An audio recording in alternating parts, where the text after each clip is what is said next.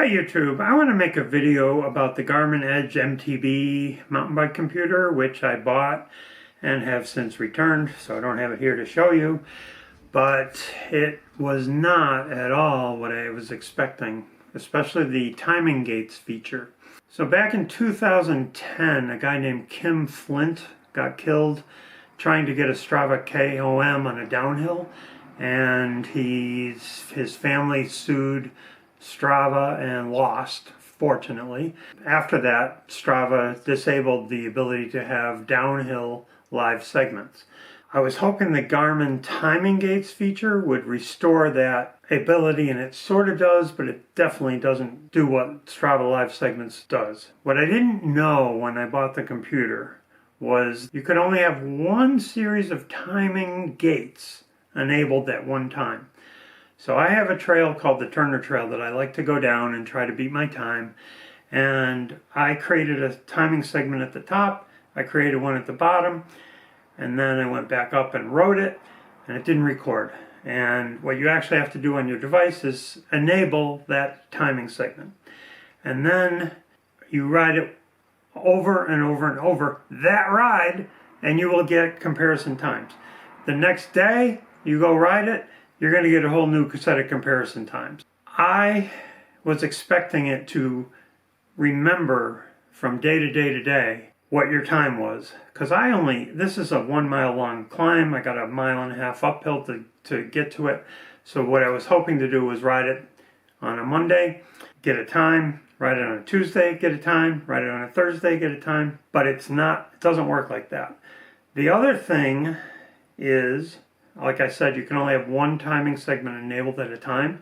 So if you're out for a ride and you want to get a time down the Turner Trail, and then you want to get a time down Deer Hill, and you've created timing segments for each of those, you have to enable the one for the first one, and then when you're done with it, you have to enable the one for the second one, and that disables the one for the first one.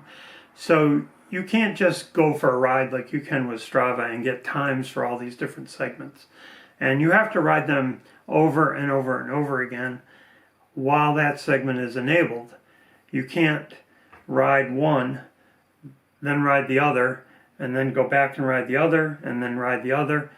It doesn't work that way. It was very disappointing. I returned the GPS because of that. I watched a ton of different videos where it was not clear, especially Garmin's how to set up timing gate video did not make this clear in the least. So I do think timing gates could be beneficial if you were a downhiller and you were going to take the chairlift up, ride down the trail, chairlift up, ride down the trail, chairlift up, ride down the same trail each time. Or if you were an enduro rider and you're going to ride up the hill and then down one trail, up the hill, down that same trail, up the hill, down that same trail. Or if you were like a cyclocross racer and you're going round and around and around and around one course. Or maybe if you were a cross-country rider, most cross-country races laps are at least 6 miles. So it's unlikely that you would do that over and over and over again for time. More like you do it a couple times maybe, and then hopefully the next day go back and do it again for a different time, but you can't do that. So that's about the only thing I think this is good for, and it didn't meet my use case whatsoever, and it probably doesn't meet most regular riders' use cases. I was hoping to get Strava downhill segments essentially, and it doesn't do that at all. I almost forgot.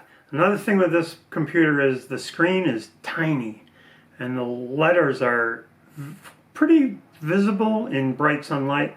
In the woods, mountain biking, the screen was very difficult to read, especially the smaller numbers on the screen, and even the Climb Pro feature. It was cool, but it was very difficult to read the screen. Not so great unless you have very young eyes. My 68-year-old eyes just couldn't deal with that. I had a 1030 Plus before this that I sold, and then I bought the Garmin Edge MTB, returned it, and I bought a 1040, and the 1040 is great. Before you make the same mistake I made, fortunately I bought mine direct from Garmin and was able to return it direct to Garmin and I didn't have to pay shipping or anything, so it was a total wash. I didn't end up losing any money, but depending on where you buy your device, you could have issues.